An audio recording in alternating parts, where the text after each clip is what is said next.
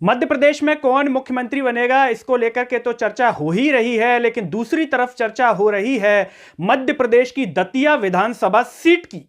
वो इसलिए क्योंकि यहां पर भाजपा के पूर्व गृह मंत्री नरोत्तम मिश्रा बुरी तरह से चुनाव हार गए। हारने के बाद भी वो बाकायदा चर्चा में बने हुए हैं। जो भी उनके वीडियो देख रहा है तो तरह तरह की बातें कह रहा है। कोई कह रहा है कि नरोत्तम मिश्रा का शायराना अंदाज बाहर आ रहा है, तो कोई कह रहा है कि हार का गम भूल नहीं पा रहे हैं नरोत्तम मिश्रा।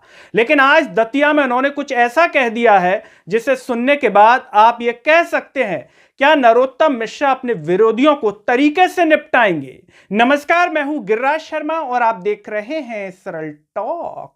मध्य प्रदेश के पूर्व गृह मंत्री नरोत्तम मिश्रा शनिवार को दतिया पहुंचे। आप जानते हैं कि वो हमेशा शनिवार को मां पीतांबरा माई के दर्शन करने के लिए आते हैं।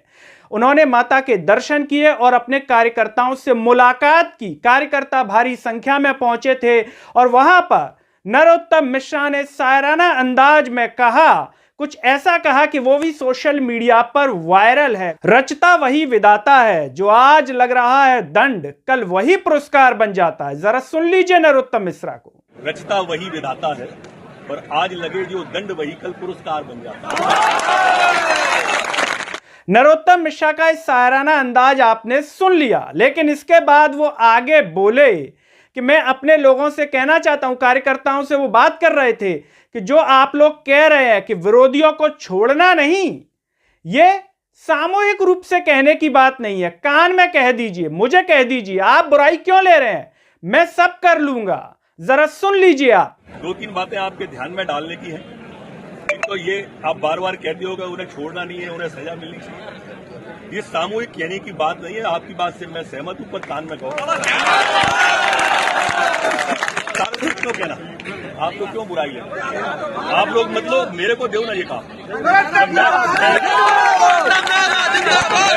मैं जब आपकी बात को सुनने तैयार हूं और आप जो कह रहे हो वो करने तैयार हूं। आपने नरोत्तम मिश्रा जी की ये बात भी सुन ली। अब एक तरफ वो कार्यकर्ताओं से कह रहे हैं कि सामूहिक रूप से क्यों कहना, कान में कह दीजिए, लेकिन खुद कार्यकर्ताओं से सामूहिक रूप से कह भी रहे हैं कि विरोधियों को छोड़ना नहीं है, सब ध्यान में है। ये मेरा 8वां चुनाव है। दतिया की जनता ने मुझे यहां से जिताया है पहले भी, तो मुझे सब कुछ पता है कि क्या हो रहा है और क्या नहीं हो रहा है। उनको देखो, ध्यान रखो, दतिया ने 3 चुनाव जिताए और अभी भी 81,000 से ज्यादा वोट रही है, कम वोट नहीं है। पूरा आशीर्वाद दिया है। अब भाई फिर रास्ता बोलेगी, लेकिन इसका मतलब ये नहीं है कि दतिया की जनता के प्रति या दतिया के प्रति अपने मन में कोई सम्मान में कमी आ जाएगी। वो नहीं आना चाहिए। जो माई के प्रति सम्मान है वही दतिया के प्रति सम्मान रखते हैं। जिन कुछ लोगों की आप बात करते हो वो तुम्हें भी पता है, मुझे भी पता है। 8वां चुनाव था मेरा, तो इसलिए बहुत सारा अनुभव है। मनसा वाचा कर्मणा, डूब के सेवा भाव अपने मन में रखो। वही भाव जो था वही भाव रहना चाहिए अपना सबके प्रति। बाकी जो है उनको आप बताते जाओगे, हम करते जाएंगे।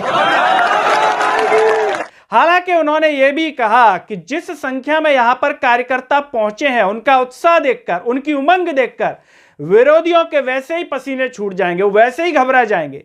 आपकी जो मुस्कुराहट है वो उनकी हार बन जाएगी उसे देख करके। आप इतनी बड़ी संख्या में आए हो, बाहर सड़क तक खड़े हैं जहां आवाज नहीं जा रही।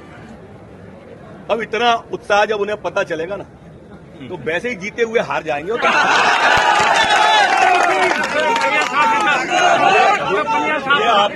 आपका जो उमंग है, आपकी जो उत्साह है, आपका जो प्रेम है, आपकी जो आत्मीयता है, जितना सामने वालों को पता चलता जाएगा वो वैसे ही हार मानते जाएंगे। गाय को आपकी हंसी ही उनकी उदासी का कारण है। इसलिए डूबकर सेवा भाव मन में रखो। आपको बता दें कि नरोत्तम मिश्रा कांग्रेस के राजेंद्र भारती से चुनाव हारे थे। करीब 7,742 वोटों से वो चुनाव हारे हैं। नरोत्तम मिश्रा के इस पूरे वीडियो को देखने के बाद आपको क्या लगता है, आप क्या कहना चाहेंगे? नरोत्तम मिश्रा का इस शायराना अंदाज क्यों बाहर आ रहा है? क्या वो अपनी हार का गम नहीं भूल पा रहे हैं? और जो उन्होंने कहा कि कान में कह दीजिए, सामूहिक रूप से मत कहिए, तो क्या विरोधियों को नरोत्तम मिश्रा कुछ उनको लेकर के राजनीतिक रूप से कुछ ना कुछ बाधा पैदा करेंगे, या फिर दतिया में जो भी विकास कार्य होंगे वो ठीक से नहीं हो पाएंगे। आप जो भी सोचते हो कमेंट बॉक्स में अपनी राय जरूर दीजिए। इस वीडियो को हर जगह शेयर कीजिए। साथ ही साथ सरल टॉक की आवाज को सब्सक्राइब कीजिए और सरल टॉक के Facebook, Twitter, Telegram, Instagram page को आप जरूर फॉलो कीजिए। अंत में सभी से एक अपील है कि सरल टॉक को ज्वाइन व थैंक्स बटन के द्वारा आर्थिक रूप से जरूर सपोर्ट कीजिए, जिससे हम और बेहतर कार्य कर सकें। नमस्कार।